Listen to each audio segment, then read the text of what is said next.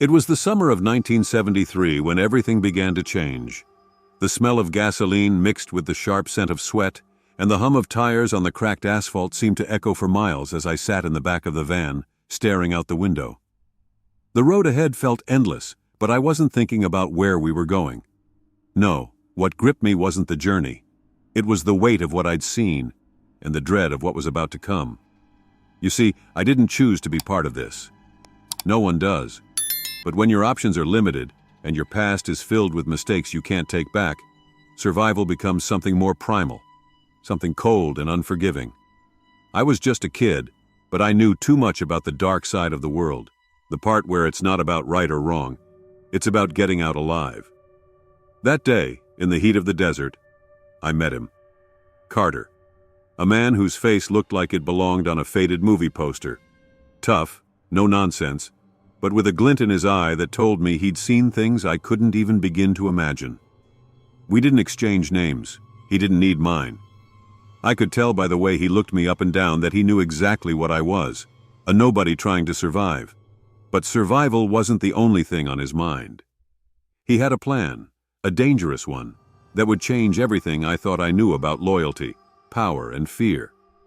He wasn't in it just for the money. He was after something far more valuable, something no one could put a price on. The game was set, and I was caught right in the middle of it. The first task was simple enough: find the man. Simple, right? But the man was the ghost of a legend, someone who'd vanished years ago, only to resurface in the most unexpected way. Carter didn't give me much to go on. "You'll know when you find him," he said, as if that would make it easier. I thought I knew how to handle it. Deal with the shadows, keep your head down, and just do what you're told. But Carter's eyes told a different story. He wasn't just leading me down a path. I was walking into a storm. Every step felt like it was drawing me closer to something dark and twisted, something beyond the man we were hunting. The town we arrived in wasn't much to look at. Dusty roads, empty storefronts, and a few worn-out faces staring at the ground. But there was something about it that didn't sit right. The closer we got to our destination, the more I felt it. The hairs on the back of my neck standing on end, the sweat pooling under my clothes. It was as if the air itself was holding its breath, waiting for something to happen. And then I saw him. The man I'd been looking for. Or rather, the man I'd been hunting. What happened next changed everything. I didn't know who to trust anymore. Not Carter, not the man we'd found, and certainly not myself.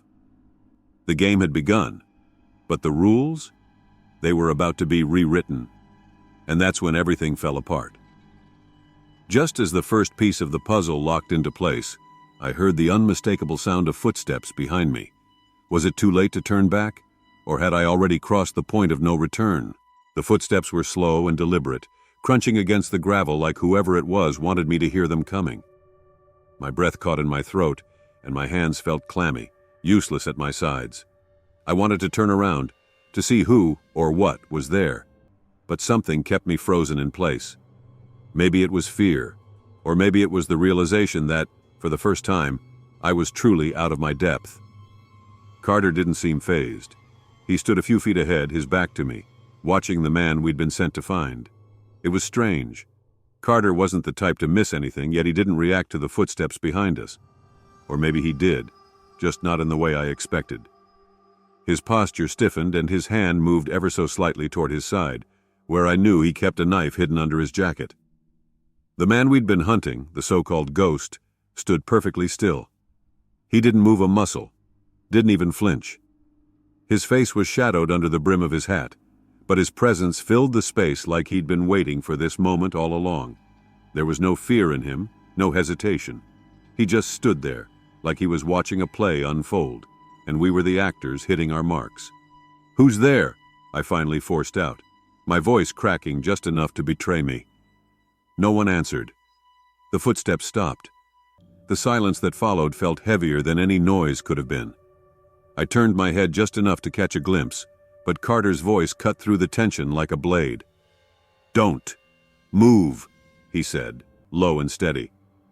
It wasn't a suggestion, it was a command. I froze again, my heart pounding so hard I was sure everyone could hear it. The air felt thicker now, like the quiet was suffocating us. Carter took a slow step forward, his boots crunching softly against the gravel.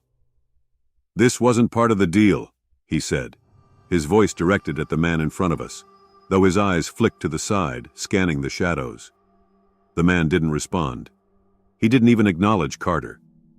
Instead, he raised his hand, a small, almost lazy gesture, and pointed. Not at Carter, not at me, but past us, behind me. My stomach dropped. I couldn't stop myself this time. I turned just a little, enough to catch a flicker of movement in the corner of my eye. But there was nothing there. Nothing I could see, at least. Just the faint outline of something shifting, blending into the darkness. It wasn't natural, the way it moved, like a shadow that didn't belong. "Keep your eyes on him," Carter barked, and I snapped my head back toward the man in front of us. He was smiling now, just barely, and it wasn't the kind of smile that brought comfort. It was the kind of smile that told you he already knew how this was going to end. "I told you this was a bad idea," I whispered, though I wasn't sure if I was talking to Carter or myself. Carter didn't answer. Instead, he took another step forward, his body tense, coiled like a spring about to snap. "You want to tell me what's going on here?" he asked, his voice sharp, cutting through the stillness. The man tilted his head, almost like he was amused, but still didn't say a word. He just kept smiling, that small, unsettling curve of his lips that made the hairs on my arms stand on end. And then, just as I thought the silence would break me, the footsteps started again. Closer this time. Slower, louder. I didn't know what scared me more, the sound itself, or the fact that I couldn't tell which direction it was coming from anymore. The footsteps were everywhere now, coming from all directions, a steady rhythm that didn't make any sense. My mind was racing, trying to make sense of it, trying to figure out where the danger was. But every time I thought I had it figured out, the sound shifted, and I was back to square one. I glanced at Carter again, his jaw tight, eyes narrowed in concentration, but he wasn't moving. It was like he was waiting for something that neither of us could yet see or understand. I could feel my pulse quickening, my body screaming for action. But I knew better than to make a move without Carter's signal. We had always worked like this, together, in sync. But now there was an uneasy gap between us, a distance that hadn't been there before. Carter wasn't the same person I'd known all these years. There was something darker in his eyes, something that said he wasn't just worried about the mission anymore. He was worried about the man standing in front of us, the one who still hadn't spoken a word. Suddenly the man stepped forward, breaking the silence with a soft but deliberate step. It wasn't the kind of movement you made when you were about to engage in a fight. It was the kind of movement someone made when they were in control, when they knew you wouldn't fight back. Carter didn't flinch. He didn't even blink. But I saw the way his hand hovered near his gun, his knuckles white. "You think you have control here?" The man's voice broke through the air, low and slow. It was almost a whisper, but it felt like it was echoing in my skull. "You're just another pawn in this game. You always were." Carter's eyes flashed. It was the first real emotion I'd seen from him in a long time. But he didn't answer. He just kept his eyes on the man, a silent battle of wills playing out between them. I turned my gaze back to the shadows, trying to find anything, any sign that would tell me what was happening. The footsteps hadn't stopped, but I couldn't tell if they were getting closer or fading away. There was no sense to it, no pattern, just the constant, suffocating rhythm. "Who are you?" I found my voice again, though it felt weak, uncertain. The man's lips curled into that same unnerving smile, his eyes glinting in the dim light. "You don't get it, do you?" he said, his voice almost mocking. "You think this is about who I am, or what I want? It's about something much bigger than that, something neither of you are prepared for." I felt a cold chill run down my spine. Something about the way he said that, the way he looked at us, like he was an outsider, watching us play a role he had already mapped out. It didn't sit right. The tension in the air grew unbearable, like the world was holding its breath. I wasn't sure if it was the silence that was so oppressive or the knowledge that we were walking into something we didn't fully understand. I couldn't shake the feeling that this whole thing, this mission, this man, none of it was an accident. We weren't just here by chance. I glanced at Carter again, searching his face for any clue as to what he was thinking, but he was unreadable. His posture was rigid, but his eyes were trained on the man in front of us with a laser focus, like he was waiting for something. A small rustle to my left caught my attention, and for a moment, I thought I saw a figure moving in the darkness. But when I turned, there was nothing there.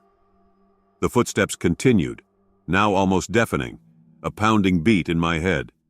The feeling of being surrounded, of being trapped, was growing stronger by the second. "We're not leaving without answers," I said, trying to steady my voice, trying to push through the growing panic. The man's eyes flicked to me, and for the first time he laughed. It wasn't a happy sound. It was hollow, empty, like it held some dark secret I wasn't ready to hear. "You don't understand. You never did." His voice dropped lower, colder. "You think you're here to solve a mystery, but you're just part of the story. And the story doesn't end the way you think." My stomach twisted. I could feel it then, the weight of what was coming, the weight of the truth that had been hidden from us all this time. And I wasn't sure if I was ready to face it. The man's laughter still echoed in the space between us, bouncing off the cold walls, settling into the pit of my stomach like a weight I couldn't shake off. I tried to steady my breath to keep my mind from spiraling, but it was like every part of me was screaming. This wasn't right. None of it was. Carter finally broke his silence, his voice barely a murmur. "You're playing games. I don't like games." The man smiled wider, as if Carter's words had pleased him. "Games? No. This is reality. You're just too blind to see it." He took a step closer to Carter, slow and deliberate, like he knew the very air between them had thickened with the unspoken tension. "You've spent all this time thinking you're in control, haven't you? But you're just a small piece of a much larger puzzle." I felt a chill ripple through the room. My heart thudded in my chest, louder now, drowning out everything else. I glanced at Carter, looking for something, anything, that would give me a clue about what to do next. His expression was unreadable, but I could see the shift in his body language, a slight tightening of his jaw, a flicker of uncertainty in his eyes. It was subtle, but it was there. "I don't have time for your riddles," Carter growled, taking a step toward the man. His hand was still near his gun, but he hadn't drawn it yet. Whatever was happening, he wasn't ready to finish it. Not yet. The man's eyes glinted, sharp and calculating. "You don't have time for anything. Not anymore." Before I could react, there was a sudden rustling in the shadows. Footsteps, quick and purposeful, closing in on us. My breath caught in my throat. The sound was too fast, too synchronized. There were more of them, and they were coming closer. I turned sharply, trying to locate the source of the sound, but the darkness swallowed everything, leaving only the flickering light that seemed to stretch impossibly far.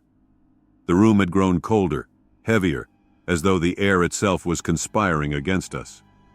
"You didn't think it would be this easy, did you?" the man continued, his voice now laced with something darker, something mocking. "You thought you could just walk in here and change everything. But you're too late. The plan has already been set in motion." The footsteps were so close now, the tension suffocating. I could feel my muscles tense, preparing to fight or run, but neither option seemed possible. There was no way out. And then, as if the room itself had given up on us, the lights flickered and went out entirely. We were plunged into darkness. The only sounds now were the pounding of my heart and the chaotic footsteps that seemed to move in every direction at once. I fumbled for my flashlight, but before I could find it, a voice cut through the silence. Soft, calm, but cutting straight through the fear that was now taking over my mind. "Your fight isn't with him," the man whispered, his voice now an unsettling presence in the blackness. "It's with what's coming next." A chill ran down my spine, and my skin prickled with a sense of impending doom. I tried to make sense of his words, but my mind couldn't keep up. The footsteps, the silence, the darkness, all of it was pushing me closer to the edge. "Carter," I whispered, my voice trembling. "What's happening? What is he talking about?" Carter didn't answer. I could hear him breathing, shallow and tense, but there was no reply. And then, in the distance, something shifted. A door creaked open, or maybe it was a window, or some other passage I couldn't identify. But whatever it was enough to signal that something, or someone, was about to enter the fray. The atmosphere seemed to thicken, the silence more oppressive than before. We weren't alone anymore, and that was the last thing I wanted to acknowledge, because I knew that once it was out in the open, there would be no turning back. "Brace yourself," the man's voice came again, so close now I could almost feel his breath. "You have no idea what's coming." My heart raced as I stood frozen in place, the darkness closing in, the footsteps growing louder, more urgent. What had we really walked into, and how much of it was already too late to stop? The air was thick with a sense of impending danger, every sound amplified in the suffocating silence. I could feel the tension in my bones, my body frozen in place, unable to move. My mind raced, trying to make sense of the situation, but nothing added up. What was coming? And why did it feel like we were already too late to stop it? And then, just when I thought I couldn't take the pressure anymore, the first piece of the puzzle fell into place. The door creaked again, louder this time. A shadow passed across the faint light that flickered from the ceiling, and for a split second I thought I saw a figure, a person. But before I could process it, the room erupted with a series of deafening cracks, gunshots, rapid and precise, coming from somewhere above us. My heart slammed against my chest. Carter spun, his hand reaching for his gun, but it was too late. He barely had time to react when the first figure lunged from the shadows, its form solidifying in the dark. I barely had time to register the face before a hand shot out and gripped my arm, pulling me roughly towards the far wall. I gasped, my breath catching in my throat as the figure yanked me into the darkness. Panic surged through me, an instinct took over. I struggled, trying to break free, but the grip was too strong. It was then that I caught a glimpse of the person's face, familiar, but distorted by a strange, unsettling calmness. It was Laura. I blinked, my mind refusing to accept what my eyes were seeing. Laura had been gone, missing for weeks. No one had seen or heard from her. How could she be here now? "Don't scream," she whispered, her voice a rasp, as if it hadn't been used in far too long. "It'll make things worse." I was frozen, my mind spiraling, trying to catch up to the reality of the situation. What had happened to her? Where had she been?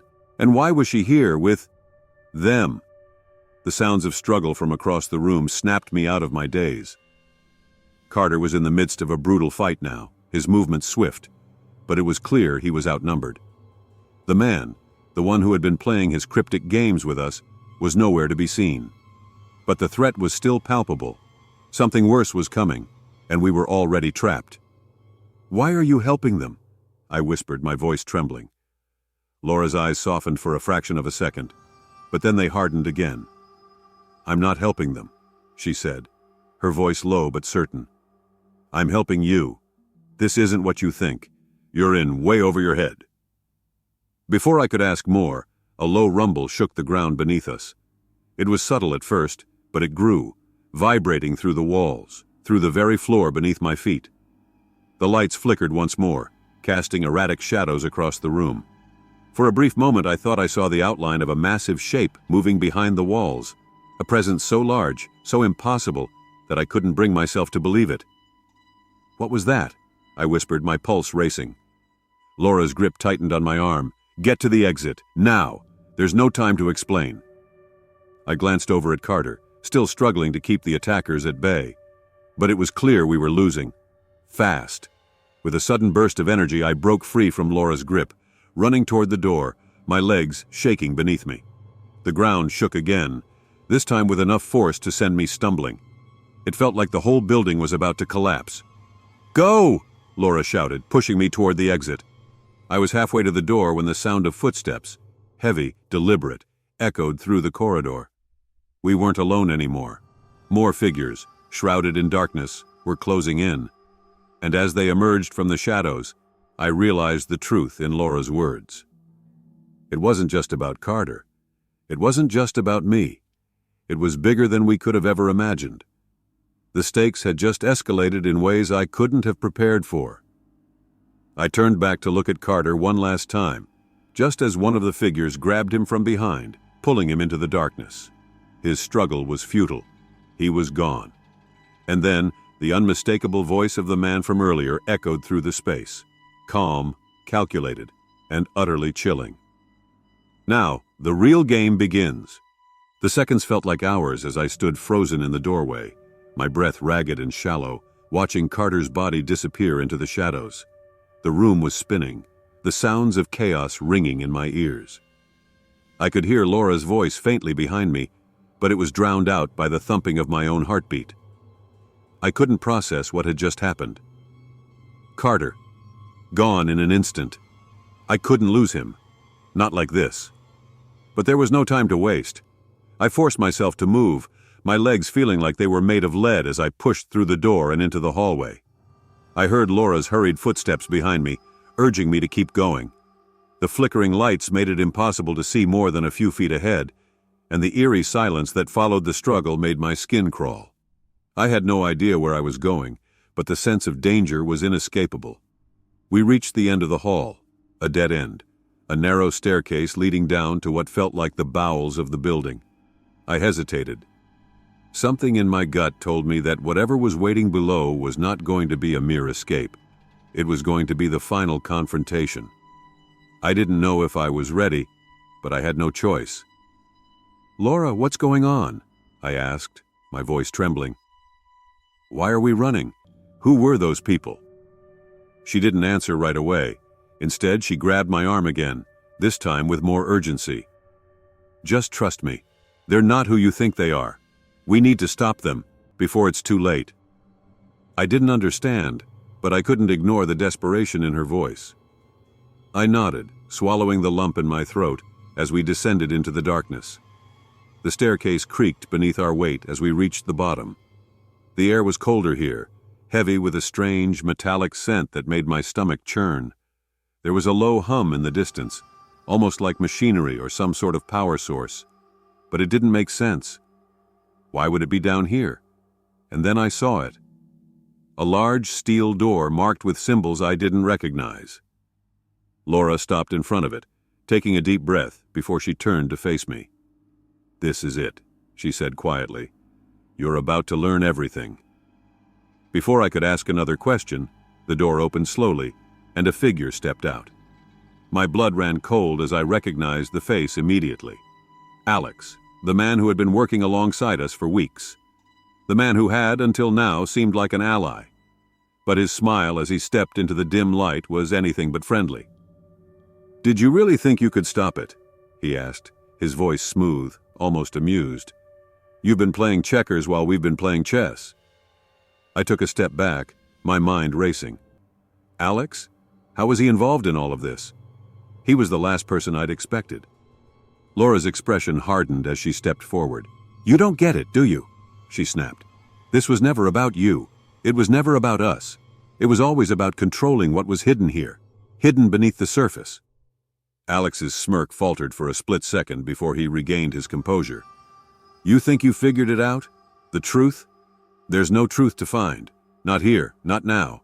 This is bigger than you." A chill ran down my spine. What was he talking about?